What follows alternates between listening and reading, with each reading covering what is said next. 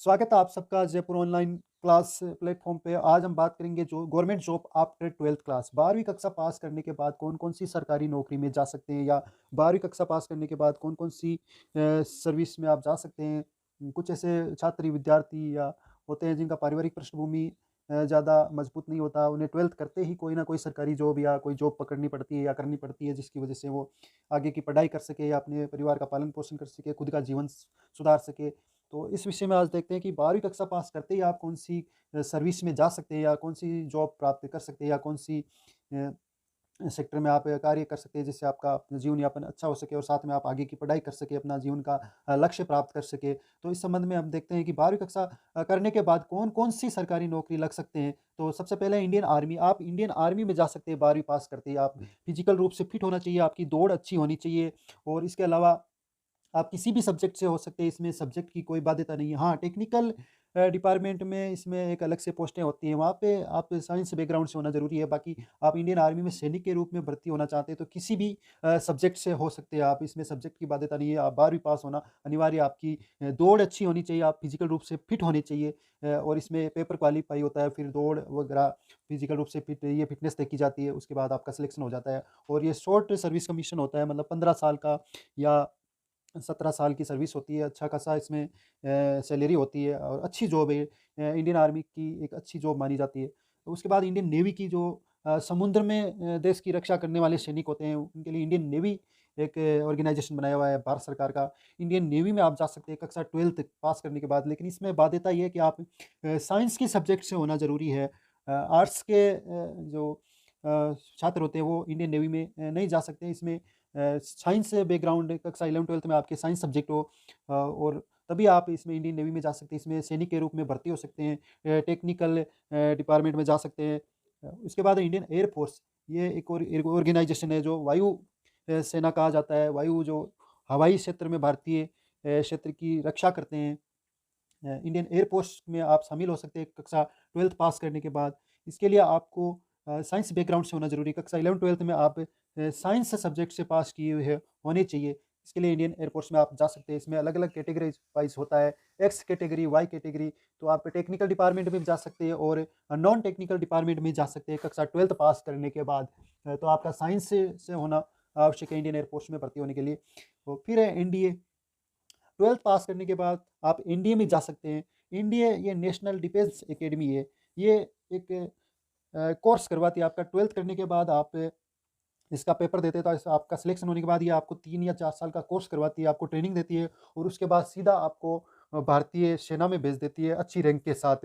Indian army, Indian navy या Indian air force के उच्च पदों पे ये नियुक्त करती है। लेकिन इसमें एंट्री करने के लिए आपको 12वीं पास अच्छे नंबरों से करना होता है। इसमें सब्जेक्ट की बाध्यता नहीं है। कुछ टेक्निकल डिपार्टमेंट के लिए आपको साइंस बैकग्राउंड से होना आवश्यक है। तो आप इंडियन सर्विस में, डिफेंस सर्विस में जा सकते हैं एनडीए के थ्रू उच्च पदों पे। जैसे लेफ्टिनेंट कर्नल, इन पदों पे जाने के लिए आपको एनडीए के ज़रिए ही जा सकते हैं। एनडीए का एग्ज़ाम होता है कक्षा 12th पास करने के बाद।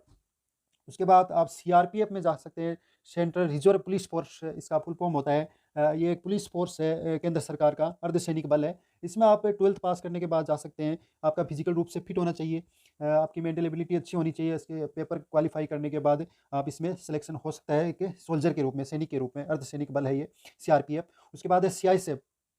सीआईएसएफ भी अर्धसैनिक बल है। इसमें भी आप 12th पास करने के बाद जा सकते हैं। इसमें टेक्निकल डिपार्टमेंट अलग से होता है इन अर्धसैनिक बल में, उसमें सिर्फ़ साइंस बैकग्राउंड वाले भी ही जा सकते हैं। बाकी सैनिक के रूप में किसी भी बैकग्राउंड, आर्ट या साइंस या कॉमर्स, किसी भी बैकग्राउंड का छात्र इसमें जा सकता है। तो ये अर्धसैनिक बल है। फिर बीएसएफ, बॉर्डर सिक्योरिटी फ़ोर्स, इसमें भी 12th पास करने के बाद आप डायरेक्ट जा सकते हैं। इसमें आपका फिज़िकल रूप से फिट होना अच्छा होना ज़रूरी है, और आपकी दौड़ अच्छी होनी ज़रूरी है। उसके बाद इसमें पेपर क्वालीफ़ाई करने के बाद आप इसमें आपका सोल्जर के रूप में सिलेक्शन होता है। कुछ टेक्निकल डिपार्टमेंट होते हैं इनमें, जैसे रेडियो ऑपरेटर होता है। 12th साइंस से बैकग्राउंड वाला ही इसमें जा सकता है। फिजिक्स और मैथमेटिक्स से जिसने पढ़ी है वही रेडियो ऑपरेटर बीएसएफ में जा सकता है। इसके बाद आईटीबीपी, ये इंडो तिब्बत बॉर्डर फोर्स होती है। इसमें भी आप 12th पास करने के बाद सैनिक के रूप में भर्ती हो सकते हैं। फिर है दिल्ली पुलिस। दिल्ली पुलिस ये केंद्र सरकार की पुलिस है। ये दिल्ली राज्य में, जो भारत की राजधानी है दिल्ली, वहाँ पे ये पुलिस फ़ोर्स लगाई जाती है। इसमें भारत के किसी भी राज्य का छात्र आवेदन कर सकता है। ये 12th पास के बेस पर इसमें दिल्ली पुलिस में कांस्टेबल के रूप में भर्ती करते हैं। तो इसमें आप लग सकते हैं। इसमें फिजिकल रूप से फिट होना बहुत आवश्यक है। उसके बाद SSC exam job. SSC staff selection commission, ये दिल्ली में एक ऑर्गेनाइजेशन बनाया हुआ है भारत सरकार का, स्टाफ सिलेक्शन कमीशन। कर्मचारियों का सिलेक्शन करता है। विभिन्न डिपार्टमेंट जो भारत सरकार के विभिन्न डिपार्टमेंट है, जैसे इनकम टैक्स है, एक्साइज है, सेल टैक्स है, इन डिपार्टमेंट में क्लर्क पोस्ट, क्लर्क जो पोस्ट होती है उस पर आप जा सकते हैं। 12th पास करने के बाद एसएससी एग्ज़ाम लेती है हायर सेकेंडरी के बेस पर, उसमें आप जा सकते हैं। वो एग्ज़ाम क्लियर करने के बाद, टाइपिंग टेस्ट पास करने के बाद आप विभिन्न डिपार्टमेंट में सहायक कर्मचारी के रूप में आप क्लर्क के रूप में भर्ती हो सकते हैं। ये एक अच्छी जॉब है, अच्छी सैलरी भी मिलती है इसमें। उसके बाद है पुलिस कांस्टेबल। विभिन्न राज्यों में अपनी पुलिस होती है, उसमें कांस्टेबल का पद होता है। उस पर आप 12th पास करने के बाद सीधे भर्ती हो सकते हैं। आपका फिजिकल रूप से फिट होना ज़रूरी है। इसमें किसी सब्जेक्ट की बाध्यता नहीं है, बस आप 12th पास। कई ऐसे राज्य हैं जहाँ 10वीं पास या 10th पास को भी पुलिस कांस्टेबल लिया जाता है। कई राज्य हैं जहाँ पे 12वीं पास को कांस्टेबल लिया जाता है। तो आप इसमें पेपर पास करके, फिजिकल पास करके आप इसमें भर्ती हो सकते हैं 12वीं पास करते ही। उसके बाद एलडीसी क्लर्क या जूनियर असिस्टेंट। एलडीसी पोस्ट हर विभाग में, हर डिपार्टमेंट में ये पोस्ट होती है। जैसे स्कूल डिपार्टमेंट हुआ, या पंचायत, या district magistrate, district collector office, या बहुत सारे ऐसे डिपार्टमेंट हैं जो भारत सरकार या राज्य सरकार में संचालित होते हैं। उन हर डिपार्टमेंट में जूनियर असिस्टेंट या एलडीसी की पोस्ट होती है। इसमें आप सीधे 12th पास करने के बाद एग्जाम देकर, टाइपिंग टेस्ट पास करके आपका सिलेक्शन होता है। उसके बाद सहायक कर्मचारी। विभिन्न डिपार्टमेंट में सहायक कर्मचारी होते हैं। उनमें भी अच्छी सैलरी मिलती है। उसमें भी आप 12th पास या 10th पास, कई राज्य 10th, कई डिपार्टमेंट 12th पास से लेते हैं। तो आप इसमें सहायक कर्मचारी के रूप में भी सरकारी नौकरी प्राप्त कर सकते हैं। हाई कोर्ट एक क्लर्क या पियोन, जैसे सेशन कोर्ट होते हैं, हाई कोर्ट होते हैं, या सुप्रीम कोर्ट होते हैं, तो इनमें जो क्लर्क और पियोन की पोस्ट होती है उस पे आप 12th पास करके सीधे भर्ती हो सकते हैं। ये 12th पास कर की जॉब होती है। इसमें आप 12th पास करने के बाद, पेपर क्लियर करने के बाद आप सीधे भर्ती हो सकते हैं। और बैंक जॉब, क्लर्क, पियोन, विभिन्न जैसे प्राइवेट बैंक है और गवर्नमेंट बैंक है, उनमें भी आप क्लर्क और पियोन के रूप में जॉब प्राप्त कर सकते हैं। कुछ बैंक ग्रेजुएशन करने के बाद क्लर्क लेती है, कुछ बैंक 12th पास के बेस पर भी क्लर्क लेती है। इसमें सब्जेक्ट की कोई बाध्यता नहीं, किसी भी सब्जेक्ट का छात्र इसमें जा सकता है, बैंक की जॉब प्राप्त कर सकता है, जैसे क्लर्क और पियोन में, इनमें। उसके बाद रेलवे जॉब, ये एक अच्छी जॉब मानी जाती है। ऑल इंडिया रेलवे में कहीं पे भी सिलेक्शन ले सकते हैं आप। 12th बेस पे होता है ये। इसमें अलग-अलग कैटेगरी वाइज़ होती है। ग्रुप डी में आप 10th पास करके, पहले 10th आप शायद तो 12th कर दिया इसमें। तो 12th पास करने के बाद आप ग्रुप डी में या टेक्निकल में, जैसे आईटीआई कर रखा है आपने, विभिन्न जैसे डीज़ल या मैकेनिकल या इलेक्ट्रिकल में आईटीआई कर रखा है, तो उसके बाद आप रेलवे जॉब में प्राप्त कर सकते हैं। ये एक अच्छी जॉब मानी जाती है रेलवे में, क्लर्क और जैसे कई सारी जॉब होती है। उसके बाद प्राइमरी टीचर। प्राइमरी टीचर वैसे तो सीधा 12वीं पास करने के बाद नहीं लेते हैं, इसमें एक कोर्स करना पड़ता है आपको, बीएसटीसी नाम का। 12वीं के बाद आप बीएसटीसी कोर्स करने के बाद आप प्राइमरी टीचर बन सकते हैं। ये एक अच्छी जॉब है और अच्छी सैलरी मिलती है इसमें। आप 12वीं पास करने के बाद बीएसटीसी 2 साल का कोर्स होता है, ये करने के बाद आप प्राइमरी टीचर बन सकते हैं। फिर 18 एयरलाइन जॉब्स। एयरलाइंस जॉब जैसे विभिन्न प्राइवेट या गवर्नमेंट एयरलाइंस है, जैसे भारत की है या विदेशी भी है, कई एयरलाइंस होती है जो जॉब ऑफ़र्स करती है।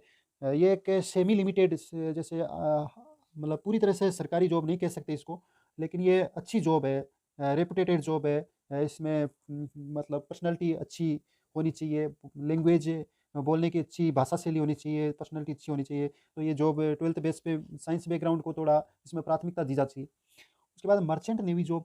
मर्चेंट नेवी ये एक अर्ध सरकारी जॉब है, मतलब पूरी तरह से सरकारी जॉब नहीं है ये। इसमें अच्छी पैकेज मिलती है। जो मर्चेंट के ज़रिए व्यापार होता है, जैसे बड़े-बड़े शिपों के ज़रिए एक देश से दूसरे देश में सेल, मतलब सामान भेजा जाता है या सामान मँगाया जाता है विदेशों से। तो वो जो जहाज़ों में सेलर के रूप में या सोल्जर के रूप में कंपनी जो सिक्योरिटी गार्ड लगाती है, तो वो एक मर्चेंट नेवी जॉब होती है। उसमें भी आप 12th पास करने के बाद जा सकते हैं। इसमें साइंस वालों को थोड़ी प्राथमिकता दी जाती है, और बाकी आप किसी भी सब्जेक्ट से हो मर्चेंट नेवी में जा सकते हैं।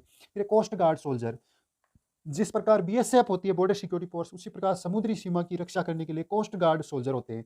कोस्ट गार्ड सोल्जर पर आप 12th पास करने के बाद आराम से जा सकते हैं। इसमें अच्छी आपका फिजिकल रूप से फिट होना ज़रूरी है, और आपकी मेंटल एबिलिटी अच्छी होनी चाहिए। आप पेपर पास करने के बाद सीधा कोस्ट गार्ड सोल्जर बन सकते हैं। और उसके बाद स्टेनोग्राफर, जैसे विभिन्न डिपार्टमेंट में, जैसे कोर्ट में या ऐसे राजस्व डिपार्टमेंट है, कई ऐसे डिपार्टमेंट है जहाँ पे स्टेनोग्राफर की आवश्यकता होती है, जो आशुलिपिक बोला जाता है जिनको, जो टाइपिस्ट और इस तरह के होते हैं, जो बहुत जो भाषा, विशेष भाषा होती है, वो जो भी 12th पास के बेस पर आप लग सकते हैं। फिर पटवारी। पटवारी भूलेखा पाल होता है। ये प्रत्येक ग्राम पंचायत में एक पटवारी लगाया जाता है। तो ये पटवारी कई राज्यों में 12th बेस पे लेते हैं, कई राज्यों में ग्रेजुएशन के बेस पर लेते हैं। तो ये भी एक अच्छी जॉब है, अच्छी सैलरी मिलती है इसमें भी। तो ये कई राज्य ऐसे हैं जो 12th बेस पर पटवारी लगाते हैं, बूले का पा लगाते हैं। फिर है वीडियो ग्राम सेवक। ग्राम सेवक आप ग्राम सचिव होता है ये, और ये आप 12th बेस पर लग सकते हैं। कई राज्य ऐसे होते हैं जहाँ 12th के बेस पर आपका सिलेक्शन होता है।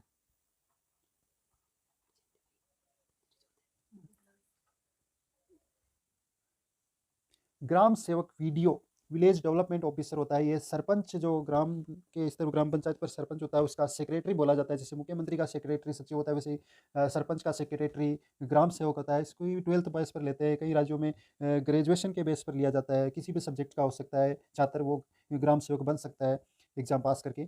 फिर है लाइब्रेरियन। लाइब्रेरियन बनने के लिए आपको जो लाइब्रेरी में जो किताबें इश्यू करता है ये काम होता है। ये 12th के बाद एक डिप्लोमा होता है, वो करने के बाद आप एग्ज़ाम देके लाइब्रेरियन बन सकते हैं। इसी तरह पीटीआई फिजिकल टीचर इंस्ट्रक्टर, ये भी 12th के पास एक डिप्लोमा होता है बीपीएड नाम से, वो करने के बाद आप पीटीआई बन सकते हैं। तो ये टॉप 25 सरकारी जॉब थी जो मैंने आपको बताई है। इस तरह से आपको और भी जानकारी मिलती रहेगी।